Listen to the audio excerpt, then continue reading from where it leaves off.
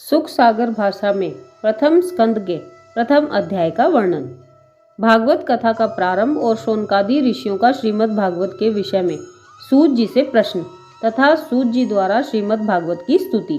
श्री सूत जी ने श्रीमद् भागवत की इस पौराणिक कथा को उस समय सुना था जिस समय वेद व्यास अपने पुत्र श्री सुखदेव जी को पढ़ाते थे।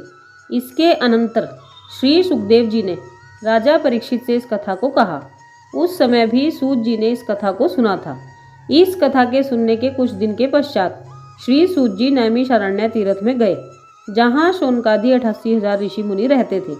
उसी जगह पर चक्र सुदर्शनधारी श्री कृष्णचंद्र जी का सुदर्शन चक्र गिरा था, अर्थात उसी स्थान पर सुदर्शन चक्र की नेमी शीर्ण हुई थी। इसी कारण उस स्थल का नाम नैमिषारण्य हुआ। वह स्थान इतना पवित्र था कि वहां पर कलयुग का प्रवेश होना असंभव था। जब श्री सूत जी वहां पहुंचे तो 88,000 ऋषियों ने उनसे प्रार्थना की कि हे सूत जी, आपने श्री वेद व्यास जी के पास रहकर उनसे समस्त पुराणों को पढ़ा है, अतः आप हमें भी कोई कल्याणदायक तथा पुण्य प्राप्ति की कथा सुनाइए।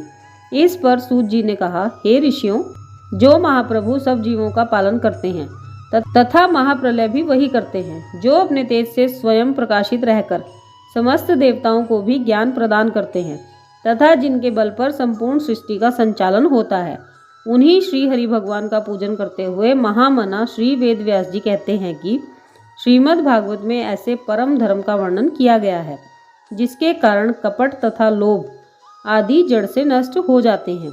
उसमें ऐसे निर्गुण धर्मों का वर्णन दिया गया है जिनके पालने से तीनों ताप एवं समस्त पाप नष्ट हो जाते हैं और संसारी प्राणी के हृदय में श्री नारायण जी के श्री चरणों का वास हो जाता है।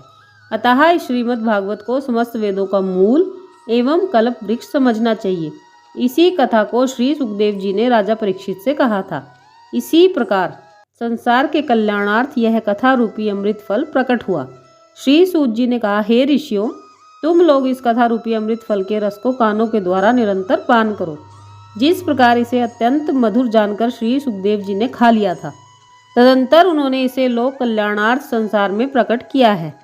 इस इतिहास को सुनकर शौनकादि ऋषियों ने कहा, हे महाराज, आप समस्त वेद पुराणों के ज्ञाता हैं, अतः आप हम लोगों को अपना शिष्य मानकर संसार भर के जीवों को भवसागर से पार उतारने वाला जो संपूर्ण वेद पुराण तथा शास्त्रों का सार है, उस कथा का वर्णन कीजिए जिससे हम लोग भी मोक्ष के अधिकारी बन सके। इसके साथ ही आप हमें यह भी बतलाने की कृपा करें कि जिन पर ब्रह्म परमेश्वर ने मृत्युलोक में आकर माँ देवकी के गर्भ से जन्म लिया, उसका क्या कारण था और श्री बलराम जी के साथ रहकर उन्होंने संसार में कौन कौन से चरित्र किए तथा जिस समय वे परम धाम को गए उस समय वे धर्म को किसके लिए सौंप गए। इन सब बातों को भी हमें बतलाने की आप कृपा करें, क्योंकि उस पर ब्रह्म परमात्मा की लीलाओं को कहने सुनने से प्राणी आवागमन के चक्र से छूटकर मुक्त हो जाता है। ये था प्रथम स्कंद का प्रथम अध्याय। जय श्री हरि।